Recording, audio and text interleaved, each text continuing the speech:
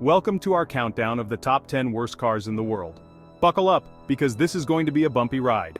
We're diving deep into the automotive abyss to unearth 10 vehicles that stand as monuments to questionable engineering, baffling design choices, and spectacular failures in reliability. From infamous safety hazards to vehicles that could barely muster the power to get out of their own way, these automotive abominations left an unforgettable mark on the industry, and not in a good way. Kicking off our list is the Yugo GV, synonymous with cheapness. Imported from Yugoslavia in the 80s, it was infamous for its low price. The build quality was abysmal, held together by hope and prayer. Its engine struggled, making highway merging terrifying. The Yugo GV reminds us that sometimes it's better to walk. Next up is a vehicle that needs no introduction, the Pontiac Aztec.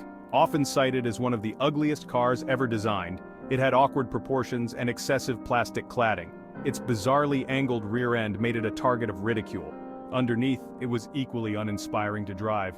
The Pontiac Aztec is a cautionary tale for automakers, proving ambitious ideas can fall flat without solid design. The Ford Pinto, a name etched in automotive infamy, takes the third spot on our list. This compact car, launched in the 1970s, had a fatal flaw: its fuel tank placement. In rear-end collisions, the tank often ruptured, causing fires.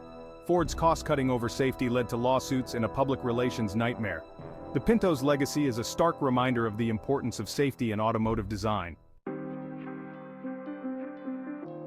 Our next contender, the DeLorean DMC12, proves that even the coolest cars on the silver screen can be colossal disappointments. Immortalized in the Back to the Future franchise, the DMC12, with its iconic gull-wing doors, promised futuristic style. However, the reality was far from the Hollywood fantasy. Underneath its flashy exterior was an uninspiring engine.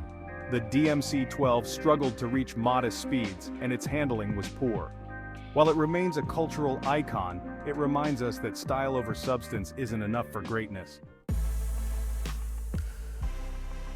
The AMC Gremlin, a car that looked like it was designed by a committee with conflicting ideas, earns its spot on our list for its sheer awkwardness. This compact car, launched in response to the fuel crisis of the 1970s, was essentially a larger AMC Hornet with its rear end chopped off. The result was a car with bizarre proportions, a cramped interior, and questionable handling. The Gremlin's awkward design and lackluster performance made it a flop with consumers, cementing its place in automotive history as a well-intentioned but poorly executed idea. Our next entry takes us behind the Iron Curtain with the Trabant, a symbol of East Germany. Produced from 1957 to 1991, the Trabant was a study in simplicity. Its body, made from cotton waste and resin, was innovative given the limited resources. Despite its shortcomings, the Trabant became a cultural icon, representing life behind the Iron Curtain. The Chevrolet Vega, a car that promised much but delivered little, earned a notorious reputation for rust and unreliability. Launched in the early 70s, it was Chevrolet's answer to imported compact cars. However, its aluminum engine block was its Achilles heel. Prone to overheating and warping, the Vega's engine became a nightmare for owners. Its poor reliability and rust issues tarnished Chevrolet's reputation. The Cadillac Cimarron, a prime example of badge engineering gone terribly wrong. In the early 1980s, Cadillac slapped a badge on a Chevrolet Cavalier. The result lacked the luxury and performance expected of a Cadillac. Essentially, it was a gussied-up economy car with an inflated price tag. The Renault Lcar, a car that tried to capture the spirit of French quirkiness but ended up being just plain quirky, drives into the 9th spot on our list.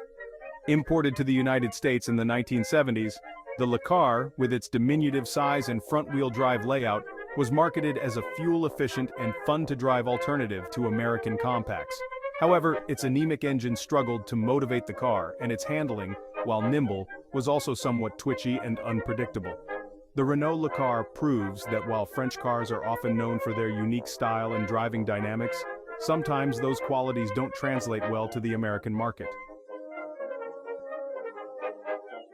The Renault Lcar, a car that tried to capture the spirit of French quirkiness but ended up being just plain quirky, drives into the 9th spot on our list. Imported to the United States in the 1970s, the Lcar, with its diminutive size and front-wheel drive layout, was marketed as a fuel-efficient and fun-to-drive alternative to American compacts. However, its anemic engine struggled to motivate the car, and its handling, while nimble, was also somewhat twitchy and unpredictable.